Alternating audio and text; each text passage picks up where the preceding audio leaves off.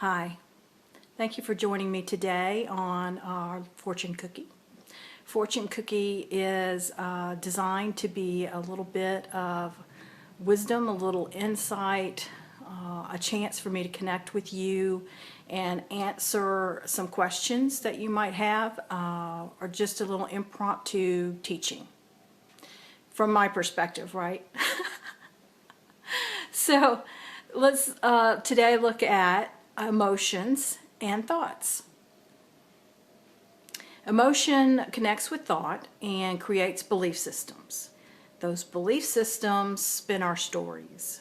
And this is important because that creates an energetic frequency or an energetic signature. And the law of attraction is, what you're vibing out, well, that's what you're going to get. So if you want to change what's coming in, you got to be able to deconstruct the story, to collapse the belief. And that's what we're going to look at today, some tools to help us do that. So first, understand that emotion is energy. That's what energizes thought and projects it into manifestation mode. So we're going to break these apart because you actually have to tackle them separately, a little bit differently. So looking at the thought systems, first thing you have to do is, you have to ID it. You have to acknowledge, oh, this is a thought pattern. This is the story I'm telling.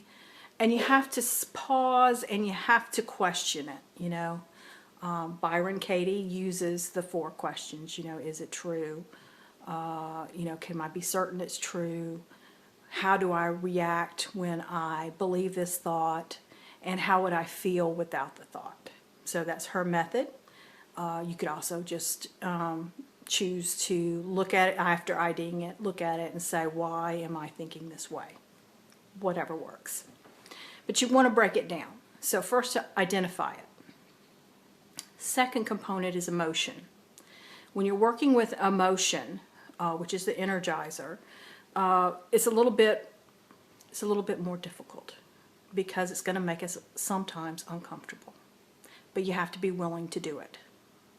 So say you're feeling the emotion that you've uncovered, the emotion under the thought, the theme of the story is a problem or an issue with self-worth.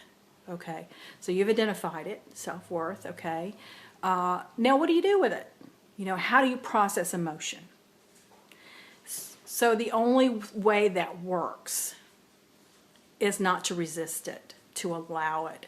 So basically you're going to acknowledge the emotion that's there. You're going to allow it to be there.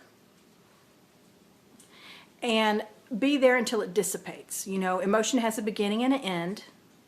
And without the thoughts attaching to it and spinning it into the past, the present, continuing storyline, the mini saga, it will dissipate. Now, this is not to say that after you sit with an emotion and it subsides, it flows through you into the other side of you, that'll be the last time you see that emotion. Things accumulate in layers, and you may have accumulated many layers. But if you do this work each time, you'll release it faster and with more ease. The other thing is, sometimes you hit these, you identify it, okay? This is self-worth.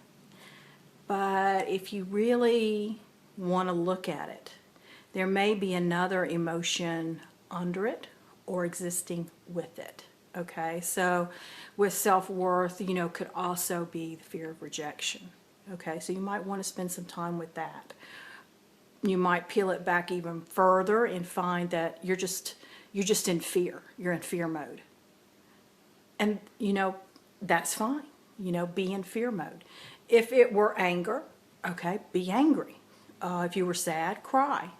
The anger component, I do suggest that perhaps while you're being angry, because, you got to be angry, a good run, something physical to help you kind of be in that emotion, but also create movement with it, just to help you ease you through that release. So that's how we would deal with emotion. So we have collapsed a belief, we've dealt with the emotion behind it, and now we have a clear palette, one down. So put this in practice, and it is a practice, right? It is a practice, an ongoing practice. And see if you feel a change, a shift, an inner shift. And notice, that what you're attracting is changing. Because that's what we want. We want to get you into change. We want you to be able to manage your frequency. And, we talk about frequency, high frequency, low frequency, but, we tend to think one's good, one's bad.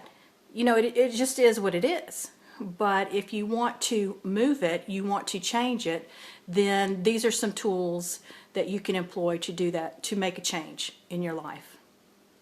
I've enjoyed meeting with you today. I hope you liked our little fortune cookie, and we'll be doing another one shortly, and I do hope you join us again. In the meantime, please feel free to peruse my blogs. I have some videos and also some podcasts that you might find interesting. And you can find me at lynzambrano.com.